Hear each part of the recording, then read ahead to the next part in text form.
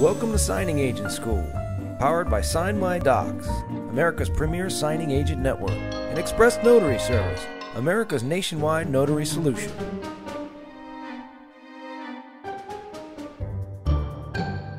The signing summary sheet is usually found at the beginning of the document package and is the first document you want to review. It will give you the specific instruction regarding the loan and borrowers you're about to sign. The information at the top will have the names of the signers, the address of the signing location, and contact info. It will also have contact information for the closing coordinator and loan consultant in case the borrower has any questions related to their loan. There's also a signing checklist, which identifies important information you need to know before going to the signing. Lastly, the items to be notarized are listed on the checklist at the bottom of this document. Please note that some items have "if applicable" after it, meaning sometimes that document will not be included in the loan package. The settlement statement, or HUD-1, is a breakdown of all the fees involved with the loan. Most important for the notary is line 303.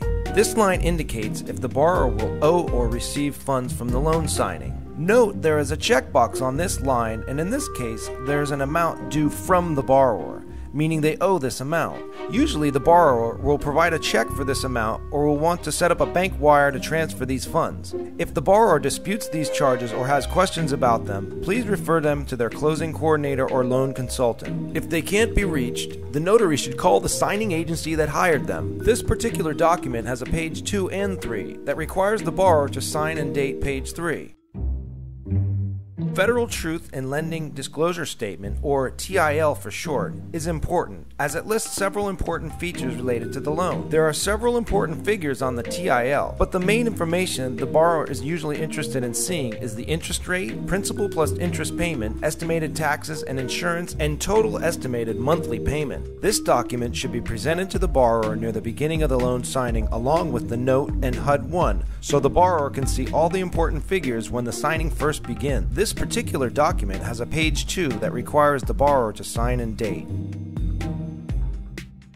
The note is a very important document as it is the borrower's promise to pay back the loan. Particularly important information contained in the note is the loan amount, interest rate, first payment date, and their principal and interest payment. Please be aware that if the borrower has their taxes and insurance payment rolled into their monthly payment, the monthly payment amount on the note will be exactly the same as the principal plus interest payment, but it will differ from the total estimated monthly payment.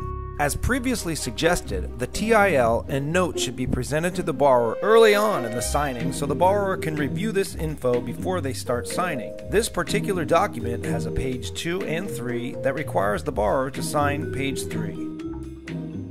The USA Patriot Act information form requires the notary to log the borrower identification.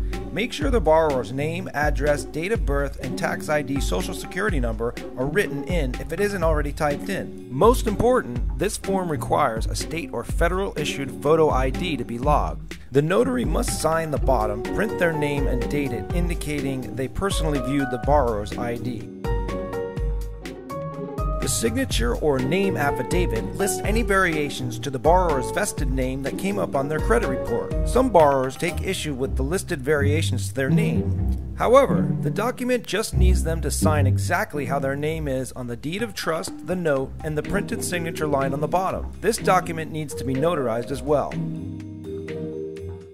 The Notice of Right to Cancel tends to be one of the most common documents that does not get executed correctly. The borrower has 3 days, not including Sundays or federal holidays, after they sign to cancel. Note the transaction date at the top, May 1, 2013, and the rescission date near the center of the document, May 4th, 2013. The transaction date is the date the signing took place, and the rescission date is 3 days after the signing date, not including Sundays or federal holidays. Sometimes the pre-printed dates are correct and all the borrower has to do is sign and date the bottom. If the transaction or rescission dates are blank or not correct, the proper procedure is to check a rescission calendar and then have the borrower cross out the incorrect date with a single line striking through. Correct the date and have the borrower initial each change. Another common error is the borrower mistakenly signs the middle signature line stating they wish to cancel. In this situation, it is best to swap out the same form in the borrower's copy set. It is the notary's responsibility to watch the borrower sign, date, and complete this form. Take your time and explain it to the borrower before they attempt to sign.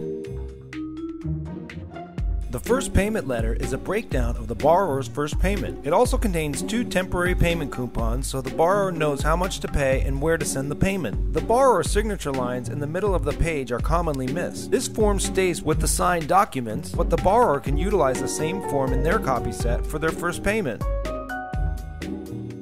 The survey affidavit can be confusing to the notary because it doesn't have the borrower's name pre-printed on the signature line. In certain circumstances, for instance, if there is a primary borrower listed on the note, but the primary borrower and his non-borrowing spouse is signing the deed of trust, the notary may not know exactly who signs this document. The best suggestion is to have whoever is signing the deed of trust sign this document as well, meaning both borrower and non-borrower on title if applicable. If still unclear, contact your signing agency first for clarification. This document must be notarized as well.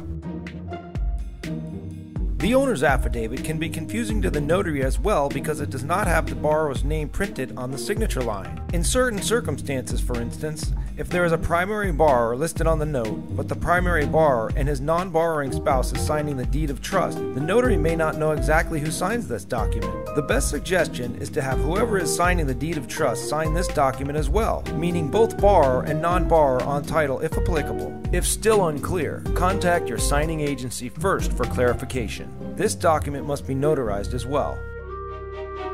The Deed of Trust signature page is another document that notaries commonly make errors on. It is a recordable document, meaning it gets extra special scrutiny from the county clerk. Make sure the borrowers sign it exactly as their name is printed on the signature line. Remember, it is a notary's responsibility to make sure the borrower signs correctly and in the correct spot. Always triple check your notary section on this document. Make sure the venue is complete, the date is correct, the borrower's name are spelled correctly as typed on the signature lines, and that you sign and affix your notary seal.